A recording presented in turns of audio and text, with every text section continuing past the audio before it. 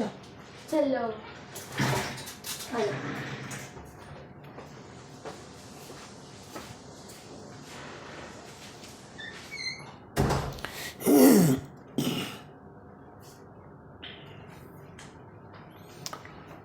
Hello दोस्तों, आप सभी का the logical Indian YouTube channel में बहुत बहुत स्वागत है। मैं हूं एडवोकेट पंकज कुमार त्रिपाठी। और दोस्तों, आज हम चर्चा करेंगे 7 चरणों में से 2 चरण के जो चुनाव हुए हैं उसमें वोटिंग प्रतिशत के कम होने के प्रभाव पर। दोस्तों, ये सर्वविदित है कि अगर एवरेज देखा जाए तो 2019 और 2014 की तुलना में 2024 में वोट प्रतिशत कम हुआ है। लेकिन ये औसत बात है, एवरेज बात है। एवरेज बात क्या है कि वोट प्रतिशत कम हुआ है, लेकिन ये कहीं कहीं बढ़ा है और कहीं कहीं ज़्यादा कम हो गया। तो जहाँ बढ़ा है वो इतना नहीं बढ़ा है कि जो ज़्यादा कम हो गया उसको भर पाए, और यही कारण है कि एवरेज टोटल में देखने पर वोट प्रतिशत कम हुआ है।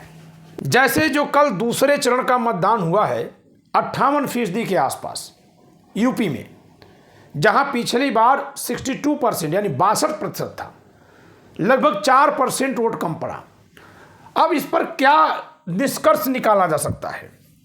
एक निष्कर्ष ऐसा है जिसको कोई खंडित नहीं कर सकता, और वह यह है कि लोकसभा चुनाव 2024 में भागीदारी को लेकर जनता की उत्सुकता कम है। चाहे वो निराशा है और चाहे वो उदासीनता है, जो भी कह लीजिए, लेकिन ये कम है। हो सकता है कि इसके प्रभाव दोनों तरह के मतदाता वर्गों में अलग अलग हो। यानी कि जो सत्ता पक्ष का समर्थक है उसकी उदासीनता का, निराशा का अलग कारण हो, जो विपक्ष का समर्थक और मतदाता है उसकी उदासीनता, निराशा का अलग कारण हो। लेकिन यह मानना पड़ेगा कि 2024 के लोकसभा चुनाव में वह उत्साह नजर नहीं आ रहा है जो आमतौर पर भारत में हो रहे लोकसभा चुनावों में नजर आता है। और मेरी समझ से यह लोकतंत्र को चाहने वालों के लिए थोड़ी मायूस करने वाली बात है कि यहाँ के लोगों में चुनावों को लेकर उदासीनता आई है। ऐसे वक्त पर आई है जब राजनीति अपने चरम पर चली है। सोचिए दोस्तों, ईवीएम हटाओ आंदोलन हो रहा था या किसान आंदोलन, लोग बढ़ चढ़ करके पक्ष और विपक्ष, मैं एक की बात नहीं कर रहा हूं, दोनों की कर रहा हूं, पक्ष और विपक्ष दोनों तरफ से बातें कर रहे थे। अभी मध्य प्रदेश, छत्तीसगढ़, राजस्थान का चुनाव हुआ है, उसमें तक लोग बहुत बढ़ चढ़कर भाग ले रहे थे, बातें कर रहे थे। लेकिन लोकसभा चुनाव 2024 आते आते लोगों का उत्साह लगभग देखने को नहीं मिल रहा है। ऐसा क्यों है? इसके दोनों के अलग अलग कारण हो सकते हैं। सत्ता पक्ष के जो समर्थक हैं वो समर्थक भले हैं, यानी मत भले उनको देना चाहते हैं, लेकिन उनको भी धुंधलापन दिखाई दे रहा है। जो सपने, जो उम्मीदें सजो करके वो साथ में खड़े थे और अड़े थे, मोदी सरकार के लिए लड़े थे, कहीं ना कहीं उनके मन में ये आ गया है कि कुछ वैसा नहीं दिख रहा है जैसा कि दिखाया गया था। अब ये अलग बात है कि वो इतना ज़्यादा समर्थन कर चुके हैं और शेष का इतना विरोध कर चुके हैं कि उनके लिए फिर भी चुनाव में जाकर के विपक्ष के लिए ही वोट कर देना संभव नहीं है और सत्ता के लिए करना नहीं है, इस नाते गए नहीं। ये मेरा एक अनुमान है दोस्तों, एक तर्क पर मैं अनुमान निकाल रहा हूं जो सही भी हो सकता है, गलत भी हो सकता है। आप देखते होंगे कि पहले जो नारा चलता था कि मोदी हैं तो मुमकिन है, अब वो चलता है कि मोदी नहीं तो कौन, यानी मोदी मजबूरी। यानी उनका समर्थक ये तो मान गया कि मोदी जी उतने अच्छे नहीं हैं जितना उसको सब्जबाग दिखाया गया था। लेकिन क्योंकि जिस समय सब्जबाग दिखाई गई थी उसी समय लगे हाथ दूसरे नेताओं की प्रतिष्ठा को धूमिल भी किया गया था। जैसे मसलन आप देख लीजिए, अखिलेश यादव को टोटी चोर कहा गया था, मायावती जी को महलों की रानी कहा गया था, राहुल गांधी को पप्पू कहा गया था, लालू प्रसाद यादव पर तो चारा चोर का घोटाले का सजा याफ्ता हो जाने पर आरोप हो गया तो वो तो लगाया ही जाता रहता है। तेजस्वी को नमी पास कह के अपमानित किया गया। केजरीवाल पर और तरह तरह के आरोप लगाए गए। तो कहने का अर्थ यह है कि मोदी जी और अमित शाह की बीजेपी एक साथ दो काम करती है कि एक तरफ जितना पैसा अपने प्रचार में खर्च करती है, जितना प्रयास करती है, उससे अधिक धन खर्च और प्रयास विपक्षियों की प्रतिष्ठा को धूमिल करने, उनका मजाक उड़ाने, उनको कमजोर दिखाने, उनको भ्रष्टाचारी दिखाने में खर्च करती है। तो अगर कोई मतदाता, कोई व्यक्ति यह कह रहा है कि मोदी नहीं तो कौन, तो इसका मतलब यह है कि वह आधा सरेंडर कर चुका है। आधा कितना कि अब मोदी हैं तो मुमकिन है, यहां से हट गया है। वो उसको मोदी में वो करिश्मा नहीं दिखाई दे रहा है कि जो वो सोचता था, जो उसको बताया गया था, वो मोदी जी कर गुजरेंगे। अब ये है कि ठीक है कि ये उतने अच्छे नहीं हैं, लेकिन ये बुरे हैं। तो जब इस तरह की बात वो सड़कों पर, चौराहों पर, चौबारों पर, चौपालों में बोल रहा है मतदाता, तो संभव है कि वोटिंग के दिनों सोचेगा अभी जाएंगे, दोपहर तक जाएंगे, शाम तक जाएंगे, छोड़ो कौन है, ये भी मुमकिन नहीं है, ये बुरे ही हैं, इनके लिए तो जाना ही नहीं है। तो इसलिए उदासीनता आई है। ये सत्ता पक्ष के समर्थकों की उदासीनता का मैं कारण बता रहा हूं।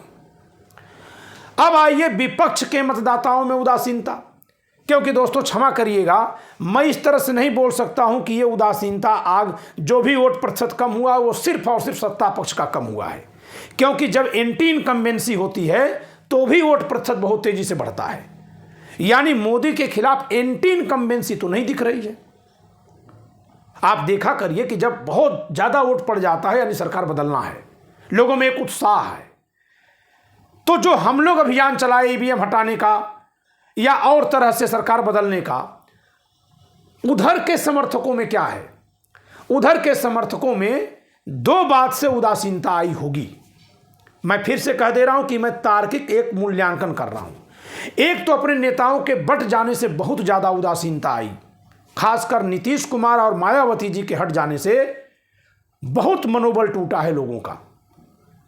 चाहे नीतीश कुमार को कोई गलत माने या तेजस्वी को, चाहे मायावती जी को गलत माने या अखिलेश यादव को, लेकिन उदासीनता मतदाताओं में आई। किन मतदाताओं में? जो सत्ता के विरोधी हैं, जो मोदी सरकार के विरोधी मतदाता हैं, जो विरोधी विपक्ष के समर्थक हैं। बहुत बड़े पैमाने पर उदासीनता आई। तो एक तो इस नाते उत्साह नहीं दिख रहा होगा, और दूसरा उससे भी बड़ा कारण, और वो कारण है कि जो मध्य प्रदेश, छत्तीसगढ़ और राजस्थान बीजेपी ने क्लीन स्वीप किया, एकदम सुपड़ा साफ करके चुनाव जीता, जिसकी कोई संभावना नहीं थी। जैसे बिहार में चुनाव जीत गई थी एनडीए, तेजस्वी और राहुल हार गए थे, तो सीटों का मार्जिन इतना कम था कि जिन लोगों को उम्मीद थी कि बिहार में सरकार बदलने जा रही है, नहीं बदलने पर भी वो केवल सरकार न बदलने के लिए मायूस हुए। लेकिन वो इस तरह से पराजित अपने को नहीं समझ रहे थे कि हम कभी जीत नहीं पाएंगे। लेकिन दोस्तों, मध्य प्रदेश की जो हार हुई वो इस तरह की थी कि या तो तंत्र गड़बड़ है या लोग गड़बड़ है, क्या है, कुछ भी है, ऐसा है जो हमारे हाथ में नहीं है। उससे लोग निकलकर बाहर आए ईवीएम हटाने के आंदोलन में। लेकिन जो दिखाई दिया कि ईवीएम तो नहीं ही हटी, वीवीपैट के मिलान का भी मुकदमा खारिज कल हो गया, बल्कि निर्वाचन आयोग पूरी तरह से सरकार के नियंत्रण में जा चुका है।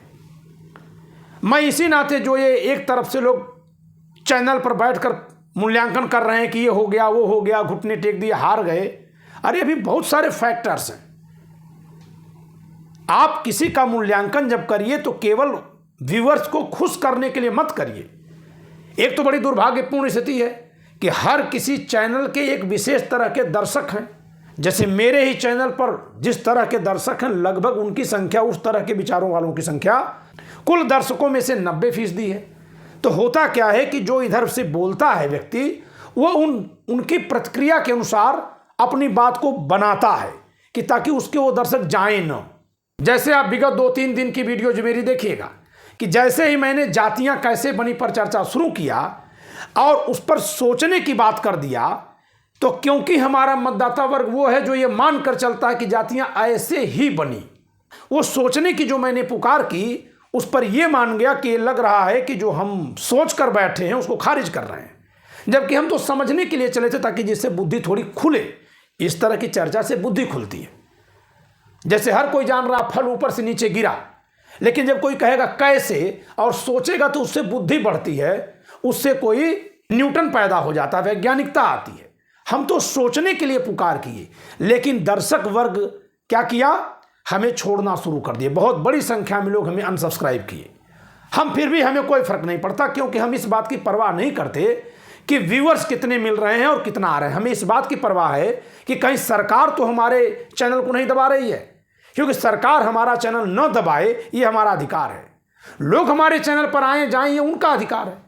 समझिएगा दोस्तों, ये होता है संविधान के प्रति लगाव कि आप मेरा चैनल सब्सक्राइब करके अनसब्सक्राइब कर रहे हैं, कोई भी दर्शक, ये उसका संवैधानिक अधिकार है। लेकिन हमारे चैनल को आगे बढ़ने से जब मैं सरकार की आलोचना करूं, सरकार रोक दे, तो ये हमारे अधिकारों का, साथ ही नागरिकों के अधिकारों का, जनता के अधिकारों का उल्लंघन है। ये तर्क है। मैं चाहता तो अपने सब्सक्राइबर के जाने पर संविधान के उल्टी पुल्टी व्याख्या करके उनकी आलोचना कर देता कि संविधान पढ़ाने वाले चैनल को छोड़कर जा रहे हो, कितने संविधान प्रेमी हो। लेकिन वो तार्किक नहीं, इमोशनल बात होती। बात तार्किक करनी है। इमोशनल ड्रामे तो बहुत चल रहे हैं, जज्बाती भुजाएं तो खूब फड़काई जा रही हैं। हो क्या रहा है समाज में। तो अब फिर से चलते हैं मूल पॉइंट पर कि विपक्ष का मतदाता इसलिए भी मायूस हो गया। एक तो कारण मैं पहले बता दिया कि क्योंकि विपक्षी गठबंधन में फूट पड़ी कि आधा तो चले गए मोदी जी के साथ और आधे में भी दो टुकड़े। तो एक तो यह कारण है जो सत्ता विरोधी मतदाताओं में उदासीनता लाया, और दूसरा कि भाई मध्य प्रदेश में इतना कुछ दिखा, क्या हुआ, ईवीएम तो हटी नहीं, वीवीपैट से अब काउंटिंग भी नहीं होगी, मिलान भी नहीं होगा, निर्वाचन आयोग पूरा नियंत्रण में ही है, क्या करें। दोस्तों, ये जो दूसरा मैं उदासीनता का कारण बता रहा हूं, ये लोकतंत्र के लिए शुभ नहीं है। लेकिन करें क्या। ये लोकतंत्र के लिए शुभ नहीं है कि लोगों का लोकतंत्र से यकीन ही उठने लगे कि जो चुनाव हो रहा है वो सही है कि गलत। अब मैं सुप्रीम कोर्ट की आलोचना करने के बाद पार्टियों की आलोचना करूंगा कि जब जनता सड़कों पर ईवीएम के लिए थी तो कोई पार्टी ये नहीं कही कि अगर ईवीएम से ही चुनाव होगा तो हम लोग चुनाव में भाग नहीं लेंगे। एक भी पार्टी ने नहीं कहा है। इसलिए मैं सुप्रीम कोर्ट की आलोचना यहां कदापि नहीं करूंगा, एक अधिवक्ता के नाते अब नहीं करूंगा। उनका जो विजडम था उन्होंने फैसला दिया। जब नेताओं का जो विजडम है, जिससे चाहो उससे गठबंधन करो, जैसा चाहो वैसा नारा लगाओ, जैसे चाहो वैसे नफरत भड़काओ, जैसे चाहो वैसे गठबंधन करो, न करो, ईवीएम का केवल चुनाव हारने पर राग लापो, तो फिर सुप्रीम कोर्ट के जज भी जो वो उचित समझे होंगे किए होंगे।